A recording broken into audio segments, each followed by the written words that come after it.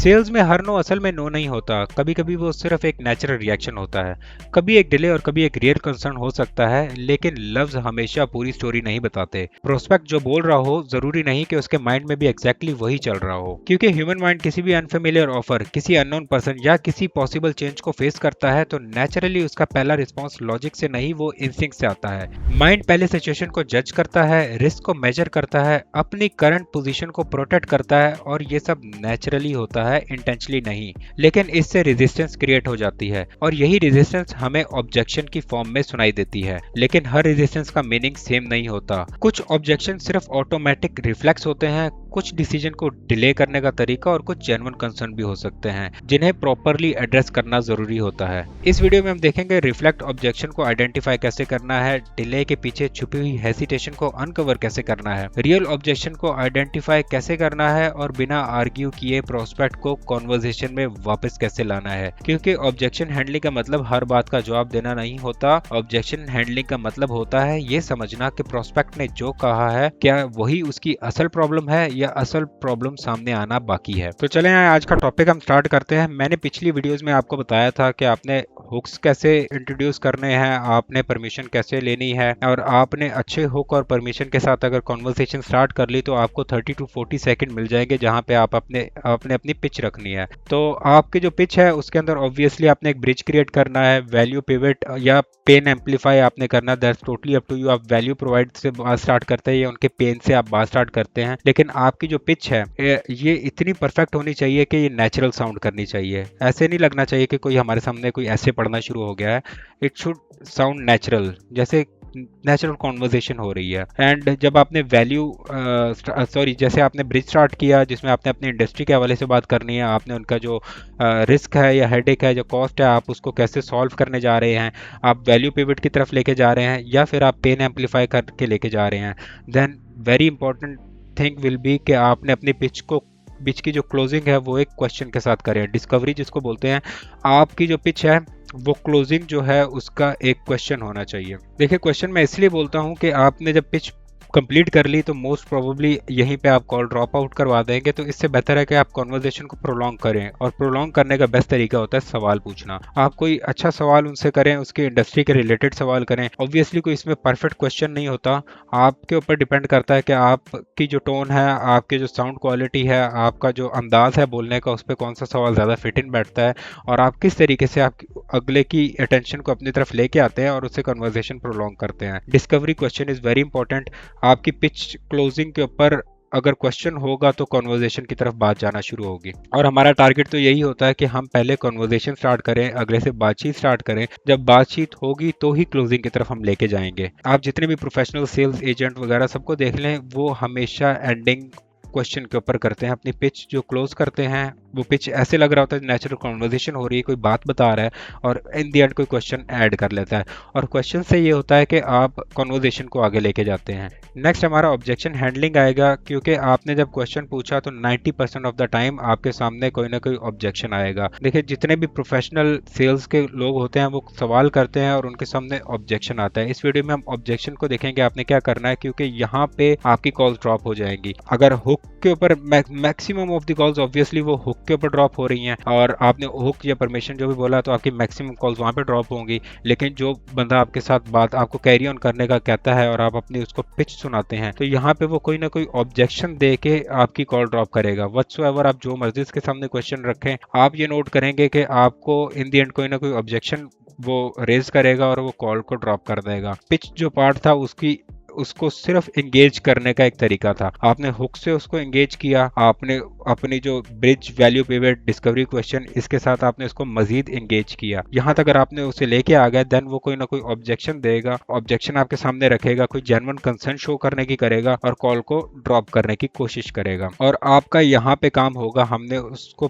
Perfectly good choice of word के साथ objection को हैंडल करना है और क्लोजिंग की तरफ लेके जाना है। तो विदाउट वेस्टिंग एनी टाइम हम ऑब्जेक्शन हैंडलिंग की तरफ जाते हैं। और ऑब्जेक्शन हैंडलिंग को अगर आपने प्रॉपरली हैंडल कर लिया, आपने इस स्किल को मास्टर कर लिया, दैट मीन्स अब आप कंप्लीट क्लोजर बन चुके हैं। आपने अच्छे हुक्स के साथ ओपन किया, आपने अच्छी पिच डिलीवर की जो बड़ी नेचुरल साउंड कर रही थी, आपने एक कोई अच्छा डिस्कवरी क्वेश्चन सामने रखा, इन द एंड ऑब्जेक्शन आपके सामने आएगी और उस ऑब्जेक्शन को आपने हैंडल कर लिया, कॉन्वर्जेशन को और ज्यादा प्रोलॉन्ग कर दिया, दैट मीन्स आप फॉलो अप, एटलीस्ट आप एक फॉलो अप बना लेंगे। इतनी देर तक आपके साथ किसी ने बात की तो वो आपके फॉलो अप में तो एटलीस्ट आ जाएगा। आप नेक्स्ट कॉल के अंदर, उससे नेक्स्ट कॉल के अंदर आप कहीं ना कहीं उसको क्लोज करने के ज्यादा करीब हो जाएंगे। But this skill is very important, आप ऑब्जेक्शंस को हैंडल करना सीखेंगे। तो सबसे पहले एक चीज आप माइंड में रखें कि जो पहला ऑब्जेक्शन आपके सामने आएगा वो कभी भी रियल ऑब्जेक्शन नहीं होगा, वो एक ऑटोमेटिक डिफेंस मैकेनिज्म आप उसे कह दें, ऑटोमेटिक रिस्पांस होगा एक बंदे का। तो सबसे ज्यादा आप देखें कि ऑटोमेटिक रिस्पांस कौन सा होता है, रिफ्लेक्स ऑटोमेटिक रिस्पांस, जिसको साइंटिफिक टर्म में बेसिकली जो कहा गया है वो टर्म वो ये है कि आई एम नॉट इंटरेस्टेड। आप चेक करें, मोस्ट मतलब 90% आपको ये आंसर आएगा, I am not interested, we are all good, send me an email. कुछ ऐसे रिफ्लेक्सेस है, ये कोई डिसीजन नहीं है, ये जैसे एक नेचुरली एक ऑटोमेटिकली आप प्रोस्पेक्ट के माइंड में आएगा कि किसी ने पिच सुनाई है, जो जिस इंडस्ट्री के या जो प्रॉब्लम आप सॉल्व करने की बात कर रहे हैं वो ऑलरेडी काइंड ऑफ उसने सॉल्व की होगी, मे बी आपका प्राइस डिफरेंस होगा, मे बी आप कुछ और चेंज कर रहे होंगे, बट वो इतना इंटरेस्ट शो नहीं कर रहा होगा। तो आपने यहाँ पे उसको एक्नॉलेज करना है, आपने रिफ्रेम करना है और आपने कोई और question, this is very important, आप कुछ और क्वेश्चन उससे पूछेंगे, जिस तरीके का भी उसने ऑब्जेक्शन दिया आपने उसके ऊपर एक काउंटर क्वेश्चन करना है and try to re engage, आप दोबारा री एंगेज करने की कोशिश करेंगे। नेक्स्ट ऑटोमेटिक आप कह ले जो रिफ्लेक्स होता है वो स्टॉल डिले टैक्टिक्स होता है। For example call me next month, I will think about it, ये जो चीज़ें आती है ये भी एक नेचुरल रिस्पॉन्स होता है, बट ये स्टॉल डिले कर रहे होते हैं, दैट मीन्स वो इस टाइम इस कन्वर्सेशन को नहीं करना चाह रहे, वो कह रहे हैं फिर कभी हम बात करेंगे, और मोस्ट ऑफ द टाइम वो फिर कभी नहीं आता। तो यहाँ पे आपने रियल हेसिटेशन को अनकवर करना है, आपने कुछ ऐसे क्वेश्चन पूछने हैं जिससे आप अंदाजा लगा सकें कि वो उसको डिले क्यों करना चाह रहा है, या आप उसे रीएंगेज करके किसी और ऑब्जेक्शन की तरफ लेके आएंगे। ऑब्वियसली शुरू में आपको 3 4 5 ऑब्जेक्शंस मिलेंगे, तभी जाके आप कन्वर्ट करना शुरू होंगे। तो आप ऑब्जेक्शन को अच्छे तरीके से हैंडल करेंगे और उसके पास कोई आंसर नहीं होगा, सो समवट आप वो आपकी बात सुनेगा, और उसको जब नजर आएगा कि आप वाकई ही वैल्यू दे रहे हैं, तब ऑब्जेक्शंस खत्म हो जाएंगे। जो ये ऑटोमेटिक रिफ्लेक्स कह लें या फिर जो स्टॉल डिले टैक्टिक्स हैं, वो आपके सामने फिर रियल कंसर्न आना शुरू हो जाएंगे, जेन्युइन कंसर्न तब आपके सामने आना शुरू हो जाएंगे। वो बताएगा कि हो सकता है उसको एक्सपेंसिव लग रहा हो सकता है कि वो मतलब कुछ भी उसकी प्रॉब्लम हो, बट वो इस टाइम आपके सामने रियल प्रॉब्लम्स रख रहा होगा। शुरू में जो ऑब्जेक्शंस आ रहे थे वो नेचुरल थे, वो रियल नहीं थे, वो बस डिले करने का तरीका था आप कह लें, या जान छुड़ाने का कोई तरीका था।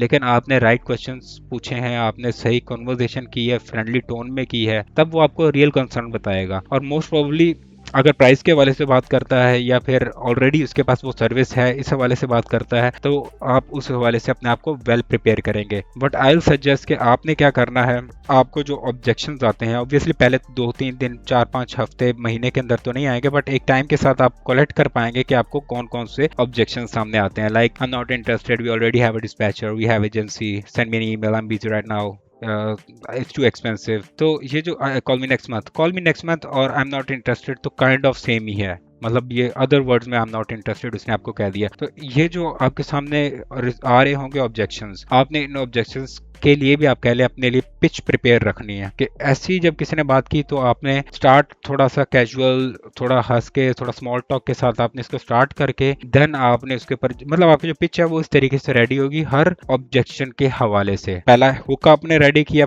वेल प्रिपेयर्ड, अपने पास लिखा हुआ आपका हुक है, अगर आपके हुक से आपकी कन्वर्सेशन स्टार्ट होती है तब आपकी पिच आएगी, आपकी जो भी आपने पिच प्रिपेयर की हुई है उसके एंड पे आपने एक क्वेश्चन ऐड कर दिया, देन आपके सामने जो ऑब्जेक्शंस आएंगे आपने हर ऑब्जेक्शन के लिहाज से अपने पास कोई ना कोई पिच प्रिपेयर रखी होगी। That's what professional do. आपके पास हर ऑब्जेक्शंस की कोई ना कोई पिच रेडी होगी, बट वो साउंड पिच नहीं कर रही, वो नेचुरल साउंड कर रही होगी।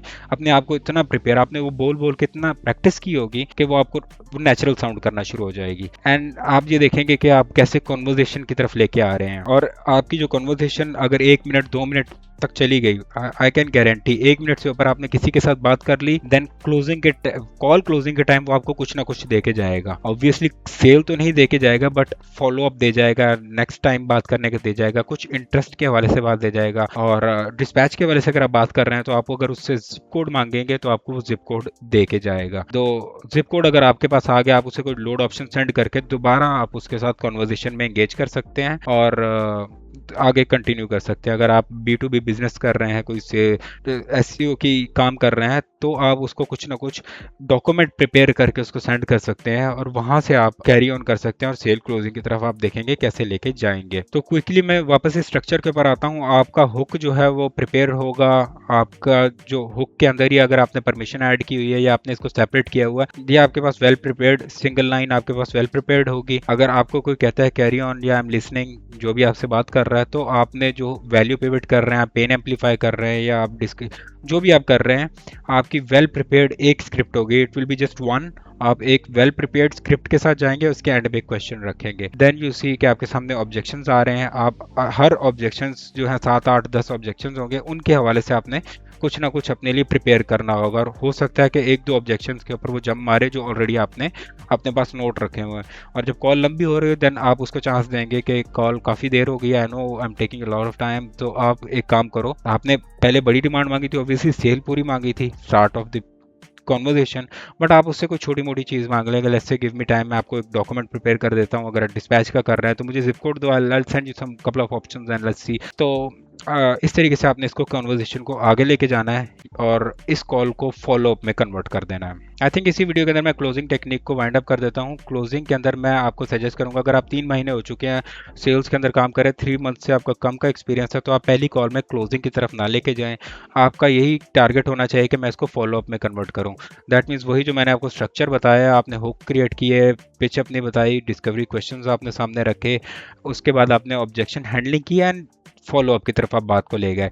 और जब आप फॉलो अप कॉल करेंगे, फॉलो अप कॉल का ये एक रूल जो है 5 कॉल्स रूल आपने रखना है। 5 दफ़ा आपने मिनिमम अपने फॉलो अप को रीच आउट करना है। आप 5 दफ़ा रीच आउट कर गए, दैट मीन्स या तो वो क्लोजिंग की तरफ ले जाएंगे या फिर वो फॉलो अप ज़ाया हो गया, और मोस्ट ऑफ द टाइम ये क्लोजिंग की तरफ ले जाएगा। टाइम ज़्यादा लग जाता है, 5वीं कॉल आपने रोज़ रोज़ तो नहीं करनी, एक टाइम गैप दे के करनी है, बट मोस्ट प्रोबेबली आप उसको क्लोज कर जाएंगे अगर आप उसको बार बार रीच आउट करें। या वो फ्रस्ट्रेट होकर भाग जाएगा, आपका कौन सा कोई मतलब रिश्तेदार है, क्या टेंशन है, but you try to outreach again and again.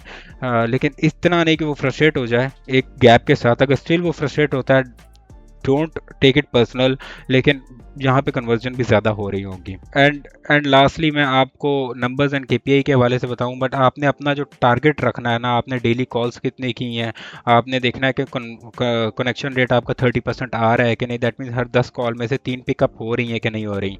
अगर नहीं हो रही तो अपने डायलर को, अपने उस चीज़ को चेक करें, अपने टाइमिंग को चेक करें कि आप सही टाइमिंग पे कॉल कर रहे हैं, आपका डायलर ठीक है, आपका नंबर ठीक है, कहीं आपका नंबर स्पैम में तो नहीं जा रहा। क्योंकि 10 में से 3 कॉल्स नहीं पिक हो रही तो that means there is some problem.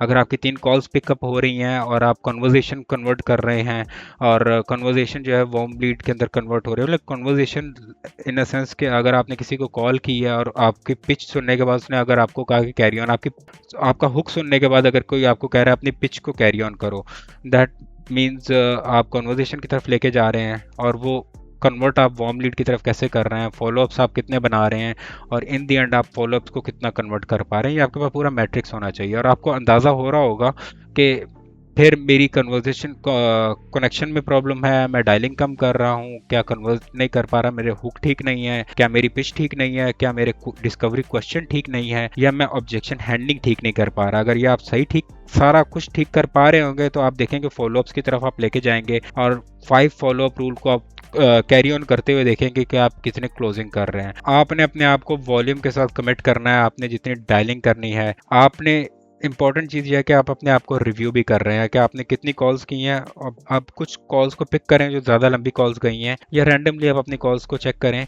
और रिकॉर्डिंग सुने। अक्सर ये होता है कि आप अपनी कॉल को दोबारा सुनते हैं तो आपको अंदाज़ा होता है कि यार मैंने यहाँ पे ये गलत बोल दिया, यहाँ पे इसने ये ऑब्जेक्शन रेज की थी, इसका आंसर तो ये देता, तो कन्वर्जेशन की तरफ आ जाती। तो आप अपने आप की 2-3 कॉल्स एटलीस्ट 3 कॉल्स अपनी रिव्यू डेली करेंगे तो आप अपने अंदर इंप्रूवमेंट लेके आएंगे। एंड लास्टली आपने अपने आइडेंटिटी के साथ कमिट करना है, आपने अपने आप को यकीन दिलाना है कि आप अच्छे सेल्स पर्सन हैं, आप अच्छी सेल्स क्लोज करते हैं। साइकोलॉजी ऑफ जो है ये बहुत इंपॉर्टेंट है, इसलिए मैंने जो स्टार्टिंग वीडियोस बनाई थी इसके ऊपर ज़्यादा फोकस किया था और बीच वाली चीज़ों पे कम फोकस किया था, क्योंकि पिच बार बार चेंज होगी, हुक्स आपके बार बार चेंज होंगे, डिस्कवरी क्वेश्चन आपका बार बार चेंज होगा, बट माइंडसेट ये चीज़ें नहीं चेंज होने वाली। वॉल्यूम, कॉलें कितनी कर रहे हैं, ये चीज़ें नहीं चेंज हो रही। ये आपने सही कर दिया, आपका डायलर ठीक है, आपका कॉल्स पिक हो रही हैं, आपसे कोई बात कर रहा है, आपकी हुक सुन रहा है, आपको पिच करने का मौका मिल रहा है, 30-40 सेकंड आपको मिल रहे हैं, दैट मीन्स यहाँ तक सिस्टम ठीक चल रहा है। मैक्सिमम 50-60% जो लोग हैं यहाँ तक ले जाते हैं, बट एंड पे उनसे ऑब्जेक्शन हैंडलिंग नहीं होती, वो फॉलोअप क्रिएट नहीं कर पा रहे होते।